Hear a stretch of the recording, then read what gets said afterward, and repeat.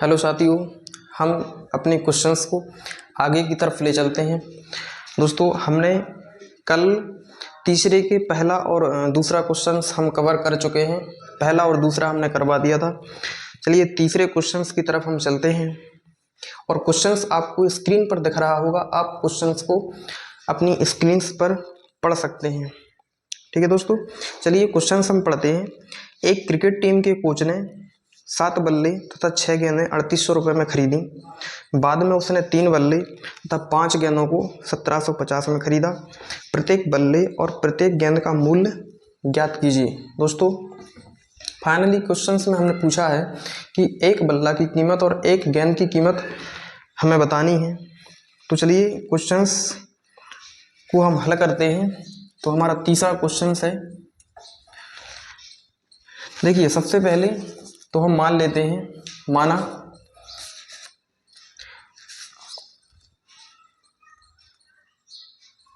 माना एक बल्ले की कीमत या एक बल्ले का मूल्य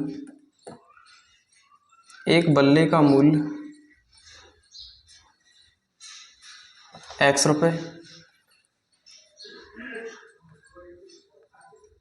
तथा एक गेंद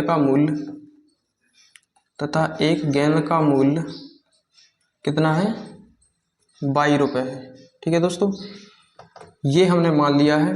हमें एक बल्ले की कीमत और एक गेंद की कीमत हमें पूछा है, तो जो पूछा है उसको हमने मान लिया है कि एक बल्ले की कीमत X है और एक बल्ले की कीमत X है और गेंद की कीमत कितनी है, 22 रुपये। चलिए अब क्वेश्चंस में क्या कहा गया है, अब प्रश्न के हिसाब से हम आगे बढ़ेंगे। तो हमारी प्रथम शर्त, क्वेश्चन की प्रथम शर्त कह रही है, हम लिख लेंगे प्रथम शर्तानुसार।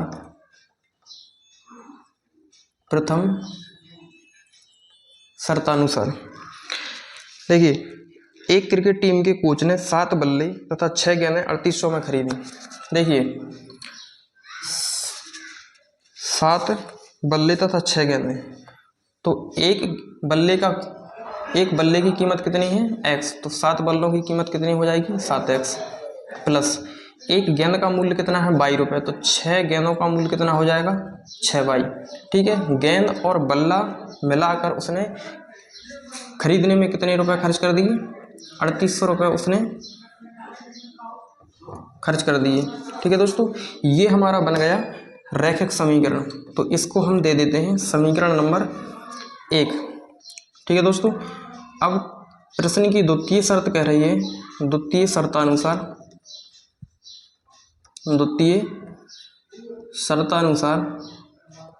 देखिए दूसरी शर्त हमारी कह रही है कि उसने 3 बल्ले तथा 5 गेंदें 1750 रुपये में खरीदी।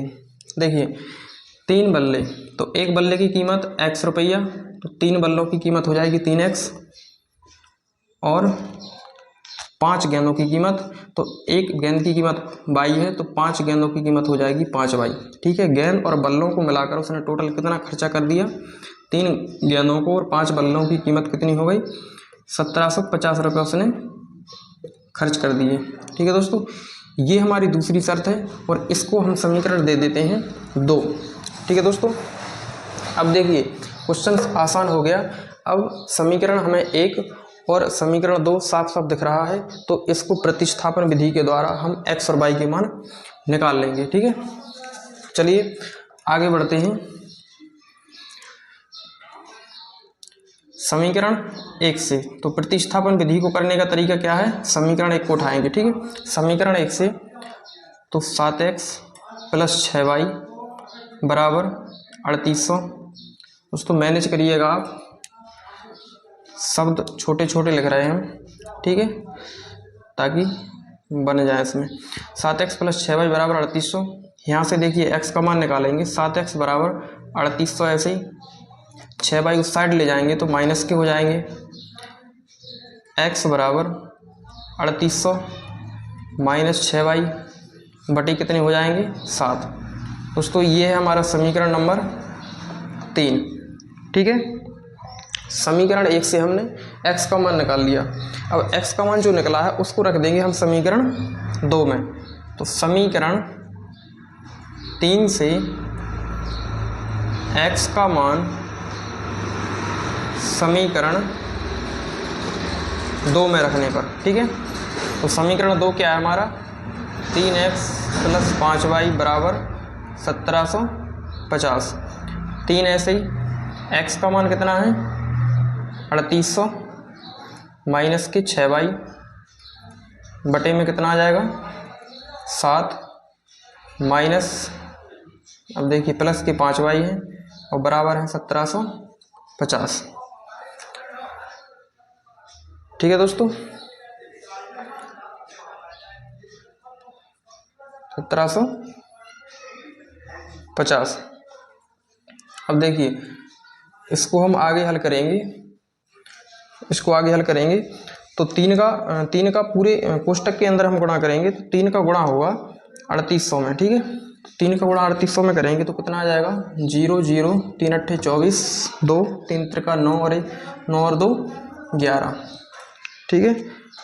और माइनस 3 18y बटे में कितना आ जाएगा 7 और ये है प्लस के 5y बराबर 1750, ठीक है।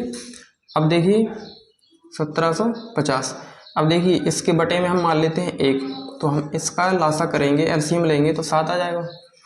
फिर यहाँ पर 11400 माइनस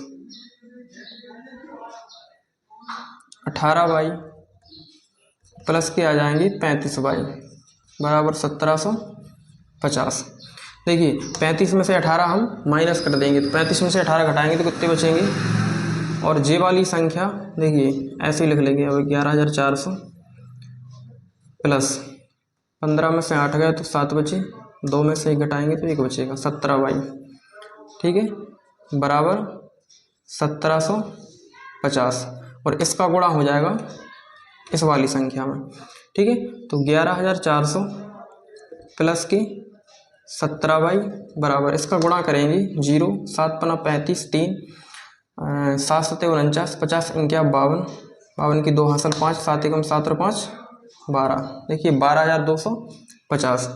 तो 17y ऐसे ही 12250, ये संख्या उस साइड ले जाएंगे तो माइनस की हो जाएगी 11400। देखिए माइनस करेंगे जब 12250 से 11400 तो हमारा कितना बचेगा, देखिए माइनस करके देखते हैं, 0 में से घटाएंगे 0 बचेगा, 5 में से 0 घटाएंगे 5 बचेगा, 12 में से 4 घटाएंगे कितना बचेगा 8 बचेगा, यहाँ बचा कितना 11, ठीक है।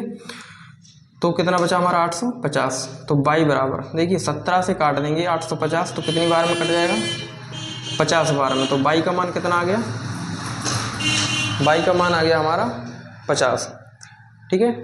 अब देखिए y का मान तो हमने निकाल लिया, अब x का मान और चाहिए, तो x का मान कैसे निकालेंगे, तो यहाँ पर लिख देंगे कि y का मान समीकरण 3 में रखने पर, देखिए y का मान समीकरण 3 में रखेंगे तो हमारा x का मान निकल आएगा।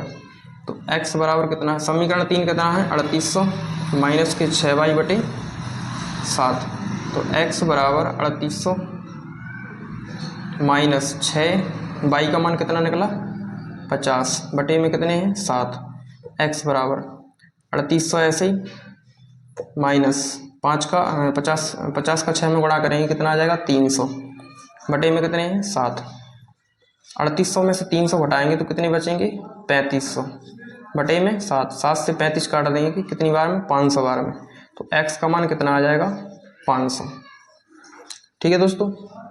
तो फाइनली हमारा जो आंसर निकल कर आया है वो x की वैल्यू है 500 और y की जो वैल्यू है वो निकली है 50।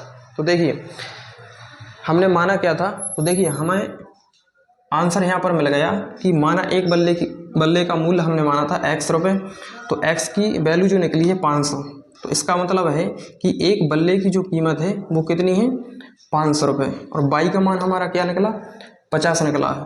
तो इसका मतलब ये है कि एक गेंद का मूल्य कितना है 50 रुपये, ठीक है दोस्तों। तो क्वेश्चन में हमसे यही पूछा था कि प्रत्येक बल्ले और प्रत्येक गेंद की जो कीमत है वो आप बताइए। तो हमारी प्रत्येक बल्ले का मूल्य या एक बल्ले का मूल्य आ गया 500 और एक गेंद का मूल्य आ गया 50 रुपये, ठीक है। तो क्वेश्चन आशा है कि आपको समझ में आ गया होगा। ठीक है, अगर समझ में ना आया हो तो एक बार दोबारा से आप बैक में जाकर एक बार फिर से देख सकते हैं। ठीक है दोस्तों, और जो चीज़ नहीं आई हो समझ में तो आप कमेंट भी कर सकते हैं कि ये समझ में नहीं आया, तो हम आपको उसका रिप्लाई भी देने की कोशिश करेंगे। ठीक है, तो आप इसको नोट कर सकते हैं। चलिए नेक्स्ट क्वेश्चन की तरफ हम बढ़ते हैं।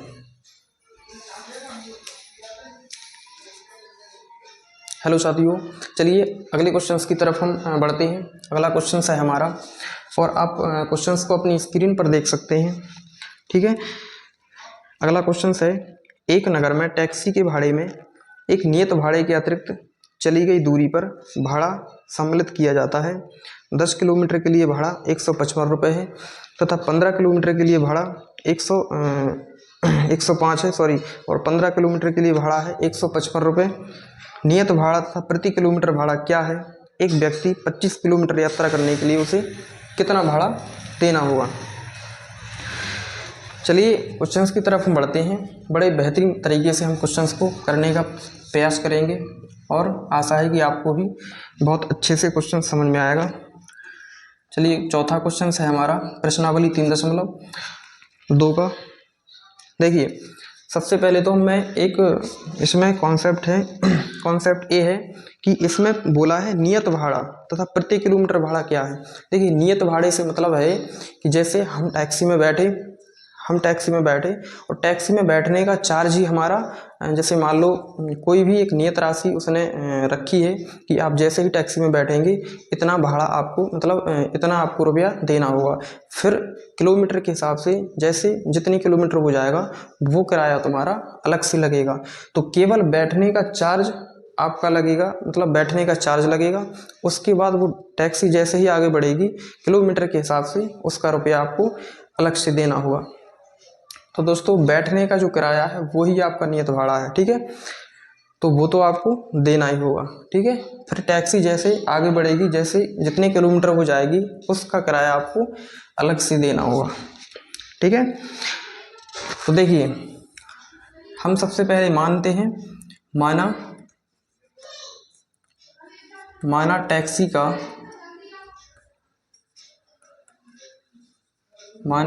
का नियत भाड़ा कितना है? X रुपये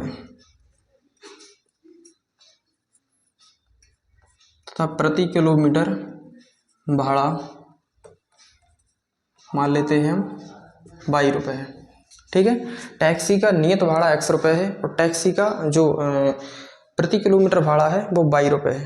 ठीक है दोस्तों, यानी कि आपको जो नियत भाड़ा है वो तो आपको देना ही है। ठीक है, फिर टैक्सी जितने किलोमीटर चलेगी उसका भाड़ा आपको अलग से देना होगा।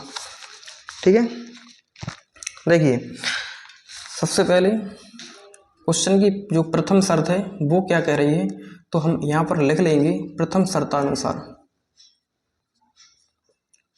ठीक है, देखिए क्वेश्चंस को पढ़ते हैं। क्वेश्चंस में कहा गया है कि 10 किलोमीटर दूरी के लिए भाड़ा लगेगा आपका 105 रुपये। देखिए दोस्तों नियत भाड़ा तो आपको देना ही होगा, X रुपये तो आपको देना ही है टैक्सी वाले को। ठीक है, फिर आपको किलोमीटर के हिसाब से भाड़ा देना है। ठीक है, तो 1 किलोमीटर का कितना किराया ले रहा वो Y रुपये, तो 10 किलोमीटर का किराया कितना लेगा? 10Y। तो ये वाला जो किराया है वो तो आपका लग रहा है, ये किलोमीटर का किराया अलग से लग रहा है। तो टोटल वो कितना रुपया दे रहा है टैक्सी वाले को? 105 रुपये। ठीक है, उसके बाद ये हमारा बन गया समीकरण 1। हमारी दूसरी शर्त कह रही है द्वितीय शर्तानुसार।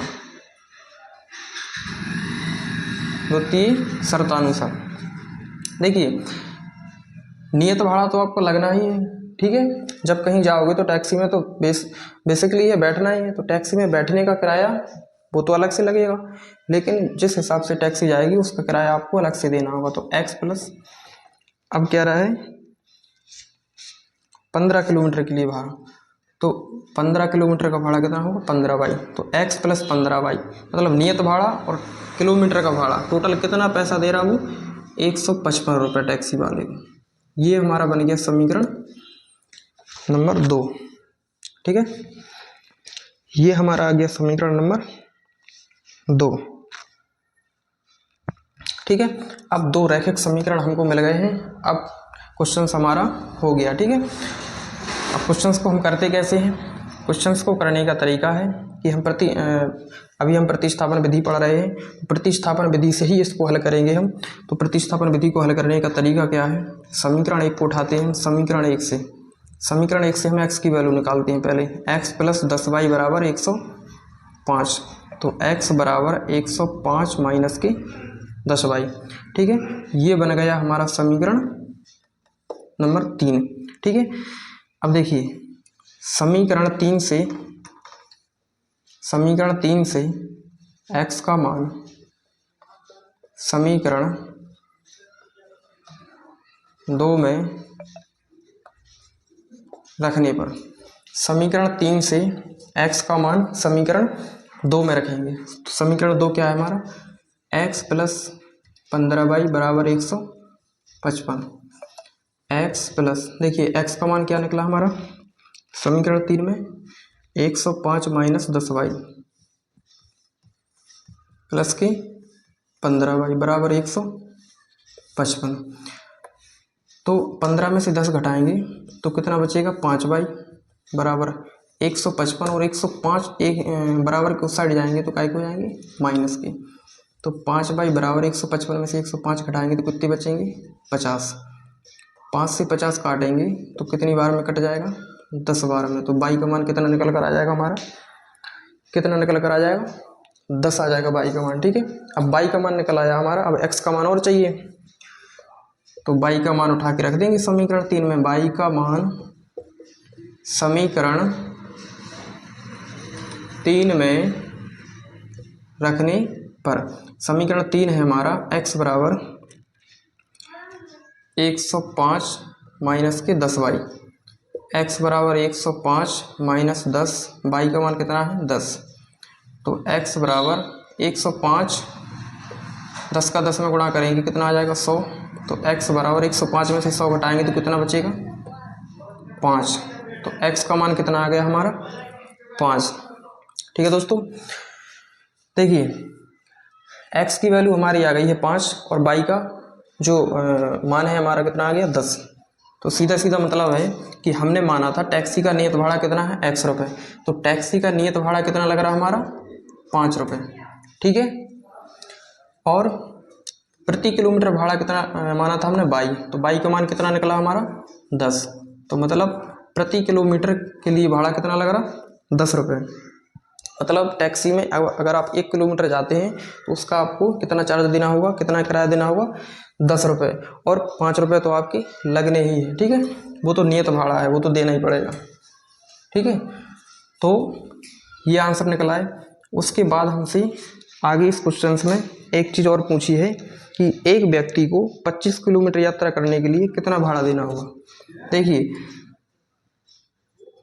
25 किलोमीटर के लिए कुल भाड़ा, देखिए नियत भाड़ा तो आपको देना ही है। 1 किलोमीटर का कितना किराया कितना लग रहा? y। तो 25 किलोमीटर का कितना लग जाएगा? 25y। देखिए x + 25y। ठीक है, टोटल किराया हमको 25 किलोमीटर के लिए टोटल किराया कितना देना होगा? x + 25y। ठीक है, अब देखिए x और y के मान इसमें रख देंगे तो हमारा जो किराया है वो निकल कर आ जाएगा। तो x का मान कितना है? 5, 25, y का मान कितना है? 10, 5। ऐसे ही 25 का 10 में गुणा करेंगे 250। ठीक है, 250 और 5 कितने हो जाएंगे? 255 रुपये। ठीक है दोस्तों, यानी कि 25 किलोमीटर के लिए हमें जो किराया देना होगा वो देना होगा 255 रुपये। ठीक है दोस्तों, ठीक है, एक आंसर है हमारा टैक्सी का नियत भाड़ा हमारा 5 रुपये निकला है और प्रति किलोमीटर भाड़ा हमारा 10 रुपये निकला है और 25 किलोमीटर के लिए भाड़ा हमारा टोटल कितना निकला है? 255 रुपये। ठीक है दोस्तों, वीडियो अच्छा लगा हो तो आप शेयर करें और ज़्यादा से ज़्यादा, ताकि और भी जो हमारे दोस्त हैं वो इसको अपना फ़ायदा उठा सकें, अपनी तैयारी को और अच्छी तरीके से कर सकें।